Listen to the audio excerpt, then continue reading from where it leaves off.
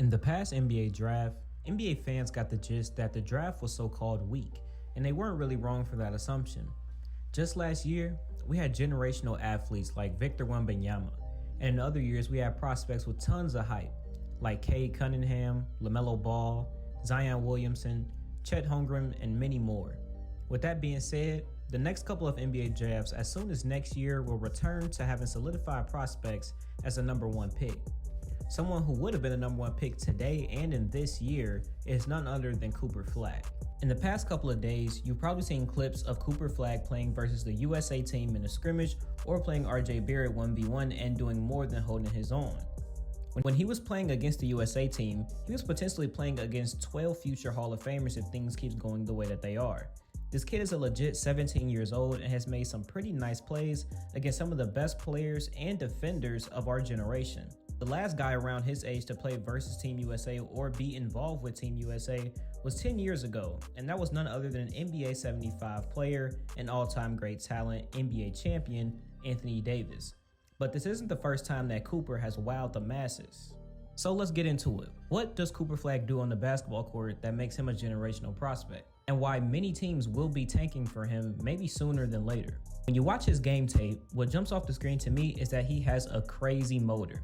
He has a constant motor and energy that can get you 10 points, some offensive rebounds, and some blocks off the rip in any setting of basketball. Combine that with the fact that he has real legit star talent, and then you're mixing in some traits that the legends have had. Guys like Kobe Bryant, Russell Westbrook, Michael Jordan, and LeBron James, or even Giannis Antetokounmpo come to mind when I think of a constant motor and all-time talent put together. What also can be noticed in his game tape is his defense. He has done really good on these mixes at protecting the rim and being solid on ball as well.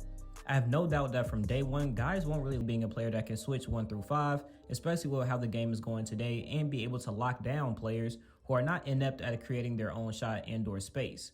If you aren't a star that can get a lot of separation versus Cooper Flagg by year 3, then he might be putting the shackles on a lot of players.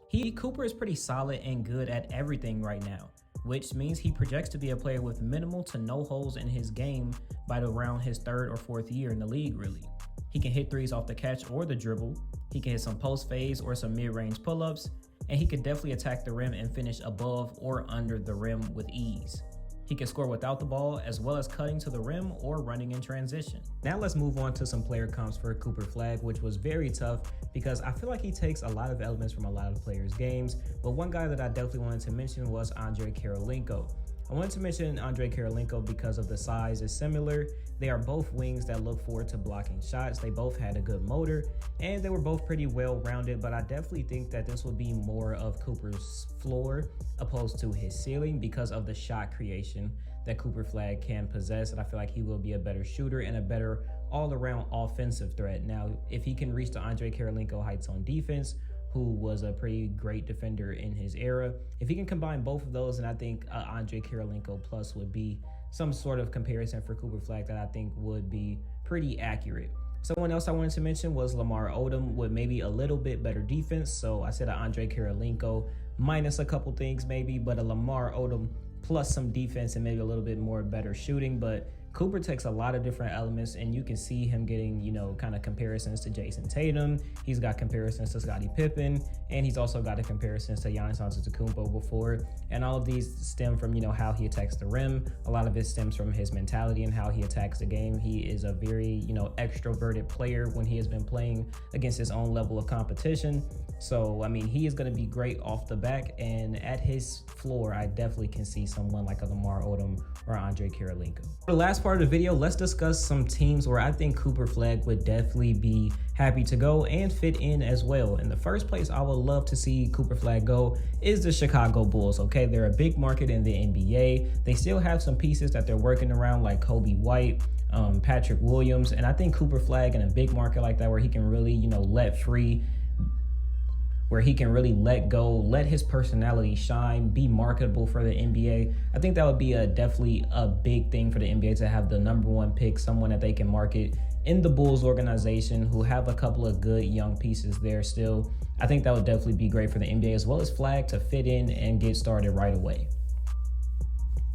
Another fit that I like is the Charlotte Hornets. This one, you're going to have LaMelo Ball, Mark Williams, and then you can have Cooper Flagg sliding in right there. He's going to have a point guard like LaMelo Ball. He won't be the best player, obviously coming in at year one, because that'll most likely be LaMelo, unless I'm still underrating Cooper Flagg. But if things go how it is, LaMelo will be the best player. He's going to take some pressure off of Cooper, and he's going to be able to set him up.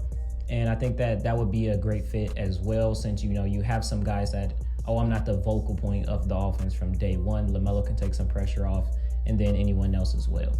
I'd be remiss if I did not mention the San Antonio Spurs. Obviously, the duo of Cooper Flagg and Victor Wembanyama I would be guaranteeing at least 2 championships out of that duo. 2 of the most talented prospects of the last 10 years. I think this duo would be hell on the defensive end. I think they would also be hell on the offensive end. I mean, these are 2 complete two-way prospects. And then you add in the fact that they just got Stephon Castle, whatever other draft picks they may be stashing. Greg Popovich is at the helm. We know the Spurs system. This would probably be the most ideal, but I'm going to say that this one probably won't happen, just because I think Victor Wembanyama going into his second year is going to be better. They got Chris Paul, they got Harrison Barnes, Castle's coming in. I don't see them getting the first pick in the NBA draft right now. Those are my 3 teams that I would love to see Cooper at. Let me know what other teams down below you guys would like to see him play for. Do you guys think Cooper Flagg is underrated, overrated? How will he perform at Duke? He has definitely a stacked roster and lineup behind him at Duke, so I'm expecting them to go pretty far in the tournament as well. And you guys let me know your thoughts about this video, and I'll be back this week with another video. Peace.